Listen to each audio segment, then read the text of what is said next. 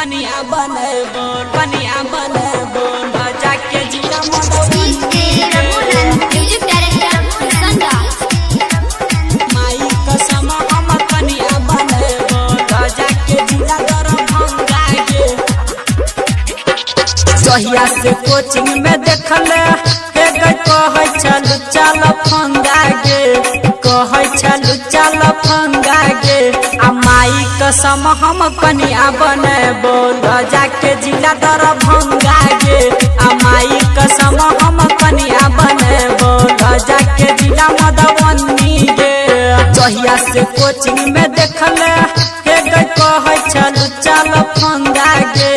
कहे चल चल फंगा गे आ माई कसम हम कनिया बने बोल जाके जिला दरभंगा गे आ माई कसम हम कनिया बने बोल जाके जिला मधुबनी गे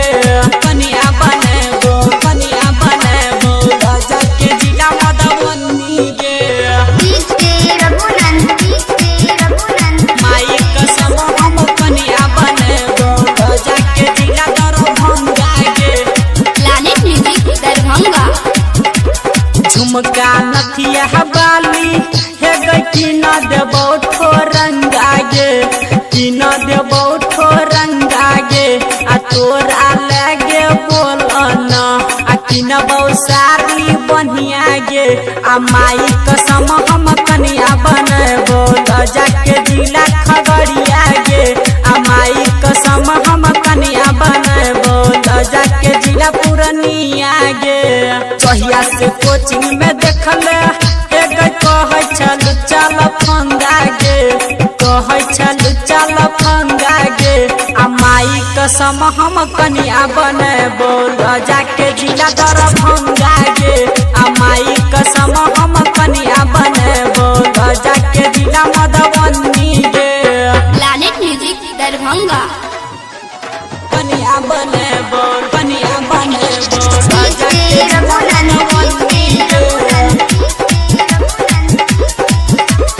माई कसम हम कनिया बने बोल जाके जिला दरभंगा गे जिला जवार में तोहर हे गए बड़ छगोर की चर्चा गे बड़ छगोर की चर्चा गे आ तोर पर हम करब खूबे खर्चा गे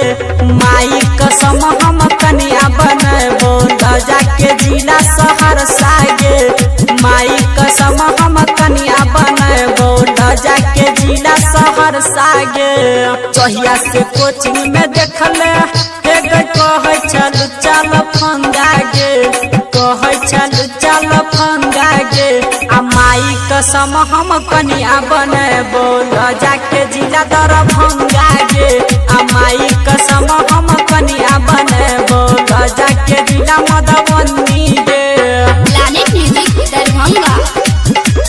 कनिया बने बोल जाके जिला मधुबनी गे माई कसम हम कनिया बने बोल जाके जिला दरभंगा गे राइटर रंजित किशन हे गे कहे छो तोरा लाला मुनिया गे कहे छो तोरा लाला मुनिया गे आ बहल राम बिहारी देखे तो पूरा दुनिया गे आ रहमान जी यादव से मिले वो बना ले तो दुल्हनिया गे आ डीजे वाला गाना बजे तो घूमे तो पूरा दुनिया गे जहिया से कोचिंग में देखले के कहे चल चल फंगा गे कहे चल चल फंगा गे आ माई कसम हम कनिया बने बोल जाके जिला दरभंगा गे आ माई कसम हम कनिया बने बोल जाके जिला मधुबनी गे प्लैनेट म्यूजिक दरभंगा।